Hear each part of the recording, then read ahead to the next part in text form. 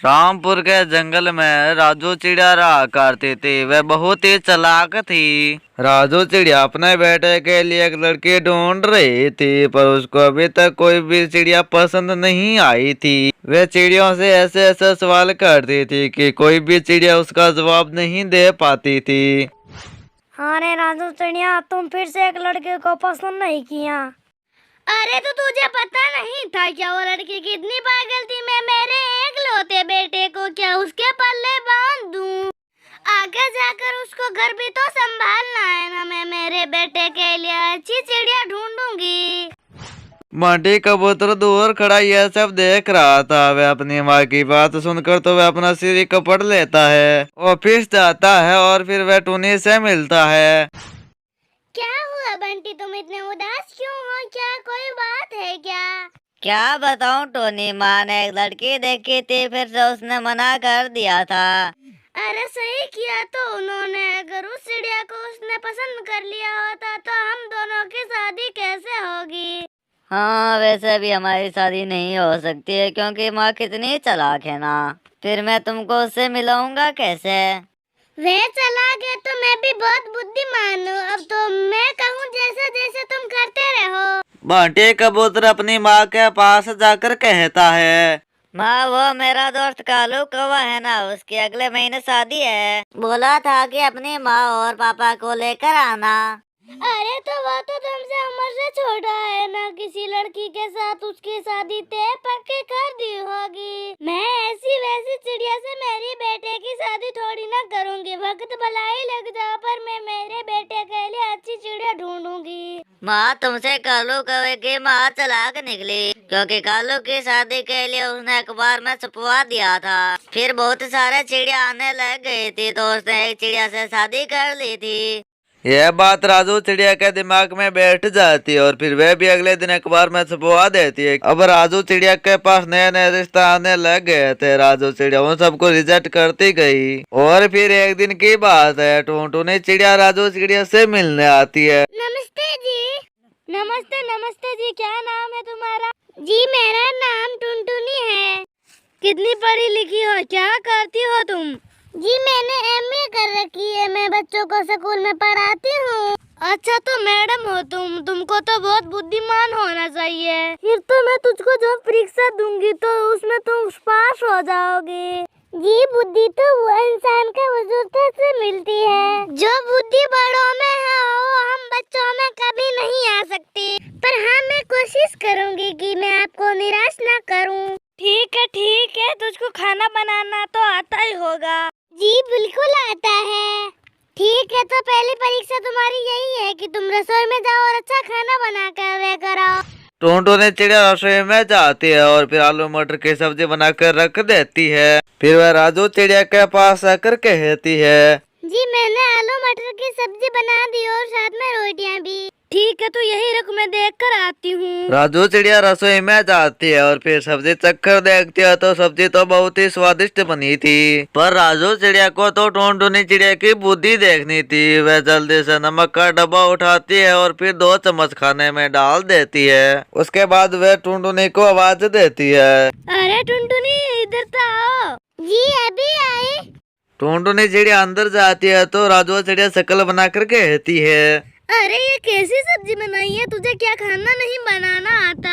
खाने में कितना नमक डाला है, सारा मुंह मेरा कड़वा हो गया। थू थू थू थू थू। पर मैंने तो नमक सही डाला था। अरे तो मैं क्या झूठ बोल रही हूँ, तू खाकर देख ले। अरे अब हम क्या खाएंगे? बस तेरे पास 15 मिनट का समय है, बाहर टेबल पर खाना लगा देना। टूनटूनी चिड़िया सब्जी चखती है तो उसे सब कुछ समझ में आ जाता है कि यह सब राजू चिड़िया ने किया है। फिर वह मुस्कुरा कर आटा लेती है, उसके छोटे छोटे गोले बनाकर सब्जी में डालकर उसको थोड़ी देर के लिए गैस पर रख देती है। उसके बाद वह खाना बाहर लेकर आती है। ये लीजिए गर्मा गर्म खाना। अरे तू तो बहुत जल्दी खाना लेकर आ गई, देखती हूँ क्या बनाया है। राजू चिड़िया सबको खाना परोसती है। सब लोग खाना खा रहे थे। राजू चिड़िया उनके मुंह की तरफ देख रही थी। सबके मुंह पर मुस्कुराहट थी और सभी लोग खाने की तारीफ कर रहे थे। राजू चिड़िया सब्जी चखती है तो बिल्कुल वैसा ही स्वाद था जो पहले था। अब तो ठीक है ना सब्जी? नमक तो नहीं है ना ज्यादा। अरे इतना जल्दी कैसे ठीक कर लिया तूने इसको? आटे की छोटी छोटी गोलियां बनाकर मैंने सब्जी में डाल दिया सारा, वैसे नमक उस गोलियों ने अपने अंदर समा लिया। अरे अभी तो एक परीक्षा पूरी हुई है, अभी 2 बाकी है। अब अगले दिन टोंटो ने चिड़िया की परीक्षा थी। टोंटो ने चिड़िया को अपने पर पूरा भरोसा था। राजू चिड़िया के पास भी दिमाग की कमी नहीं थी। तैयार हो दूसरी परीक्षा के लिए? जी बिल्कुल है। ये ले बंटी की शर्ट ऐसे अच्छी तरह से उस्त्री कर दे। वो क्या है ना कि उसके आज दोस्त कालू कौवे की शादी है तो उसे यही शर्ट पहनकर जाना है। जी माँ जी मैं भी जाती हूँ, पर मेरी दूसरी परीक्षा, अरे यही तो है। टोंटो ने चिड़िया को तो कुछ समझ में ही नहीं आ रहा था कि राजू चिड़िया ने इतनी सरल परीक्षा दी है। फिर वह कपड़ों पर इस्त्री करने लग जाती है। तभी वह देखते है कि शर्ट में एक हल्दी का दाग लगा हुआ है। हे भगवान, इसमें कितना हल्दी का बड़ा दाग है। फिर वह शर्ट देखकर राजू चिड़िया के पास जाती है। देखिए ना, इसमें तो हल्दी का इतना बड़ा दाग है। यही थे तुम्हारी परीक्षा। तुझे क्या लगा कि इतनी सरल होगी तुम्हारी परीक्षा? ओह मैं समझ गई। टोंटो ने चिड़िया शर्ट लेकर अंदर चली जाती है, पर वह काफी देर तक नहीं आती है तो राजू चिड़िया हंसने लग जाती है। मुझे तो पहले ही पता था कि इस परीक्षा में ये फेल हो जाएगी। अब सोच रही होगी कि मैं कैसे शक्ल दिखाऊं। जी मैं आ गई। मैंने शर्ट का अच्छी तरीके से प्रेस कर दिया और उसे अलमारी में रख दिया। और वो दाग? वो तो गायब। पर वो कैसे? थोड़ा मैंने शैम्पू डाला और थोड़ा सर्फ और उसे कई देर के लिए भिगोकर पानी में रख दिया और दाग गायब हो गया। सूखने में समय लगा, इसलिए आपको थोड़ा इंतजार करना पड़ा। दिमाग तो है भाई। कोई बात नहीं है, अभी तीसरी परीक्षा बाकी है। तैयार हो ना? जी बिल्कुल तैयार हूँ। फिर राजू चिड़िया रात भर मुश्किल से मुश्किल टोंटो ने चिड़िया के लिए परीक्षा ढूंढने लग जाती है। सुबह जल्दी जल्दी टोंटो ने चिड़िया घर आती है तो राजू चिड़िया उसको कहीं नहीं दिखाई देती है। अरे टोनी बेटा, तुम तो आ गई, लेकिन राजू चिड़िया की बहुत तबीयत खराब है। अरे उन्हें अचानक क्या हुआ? वो तो कल तक ठीक थी ना। हाँ टोनी चिड़िया अभी तक तो ठीक ही थी, लेकिन अचानक पेट में दर्द होने लगा। क्या मैं उनसे मिल सकती हूँ?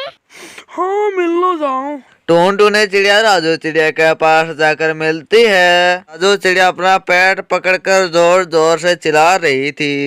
हाय मेरा पेट, आज तो मैं मर ही जाऊंगी। मैंने सुना आपकी तबीयत बहुत ज्यादा खराब है। अरे तो तुझे मैं क्या हंसती हुई दिखाई दे रही? देख मेरे पेट में कितना ज्यादा दर्द है। तू तो बड़ी बुद्धिमान है, क्या तेरे पास कोई इलाज है? जल्दी बताओ। अरे नहीं है तो चले जाओ यहाँ से, सभी चले जाओ, मुझे अकेला छोड़ दो रे यहाँ पर। और फिर सभी लोग बाहर आ जाते हैं। फिर बंटी का पुत्र टोंटो ने चिड़िया से कहता है, आज माँ का पेट दर्द हो रहा है, इसीलिए उसने आज इतना गुस्सा किया है। तो माँ की बात का बुरा मत मानना। तो उन्हें कोई दवाई नहीं दी क्या? दी तो है, पर अभी तक कोई असर नहीं है। अरे अचानक उनके पेट में इतना दर्द कैसे आ गया? रात में उसने क्या खाया था? रात में दही और चावल खाए थे उन्होंने। ओह अच्छा मैं समझ गई। मैं अभी जाती हूँ, कुछ लेकर आती हूँ, तब तक आप उनको संभालिए। टोंटो ने चिड़िया जल्दी से रसोई में जाती है और फिर एक काढ़ा बनाती है। काली मिर्च और हींग और अजवान का काढ़ा बनाकर अपनी सास राजू चिड़िया के पास जाती है। अरे अरे मैंने तुझको बोला था ना कि तू यहाँ से चली जा, तो अभी तक गई नहीं क्या? मैं चली जाऊंगी, आप पहले ये काढ़ा पी लीजिए, इससे आपको थोड़ा आराम मिलेगा। ये क्या काढ़ा बनाकर लेकर आई है? ये दवाइयाँ काम नहीं कर रही है, ये काढ़ा कैसे काम करेगा? माँ एक बार पीकर तो देखो, पीने में क्या जाता है, क्या पता है राम आ जाए। बंटी कबूतर के कहने पर राजू चिड़िया वह काढ़ा पी लेती है। सब लोग उसकी शक्ल देख रहे थे और फिर कुछ ही मिनटों बाद राजू चिड़िया के पेट में आराम हो जाता है और फिर सभी लोग खुश हो जाते हैं। अरे अरे बेटा, मेरा पेट तो एकदम ठीक हो गया। ऐसा तुमने क्या मिलाया था इस काढ़े में? मैंने तो अजवाइन और काली मिर्च का आपको काढ़ा बना कर दिया था। अरे कितनी बुद्धिमान है ये है चिड़िया, मेरे बंटी के लिए इतनी बुद्धिमान बहू मुझे कहीं नहीं मिलेगी। और फिर राजू चिड़िया टोंटो ने चिड़िया को अपनी बहू मान लेती है और फिर सभी खुशी खुशी रहने लग जाते हैं।